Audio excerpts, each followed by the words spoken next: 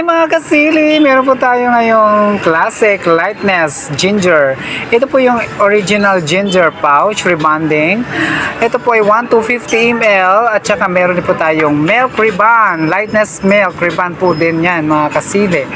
At saka meron po din tayong lightness with rebonding pouch with keratin po siya mga kasili. Ayan po ang ating mga rebonding na dumating ngayon. Meron din po tayong Bremod. Ito po yung Bremod at plain. Meron din po tayong plain. Yan, plain Bremod rebonding pouch.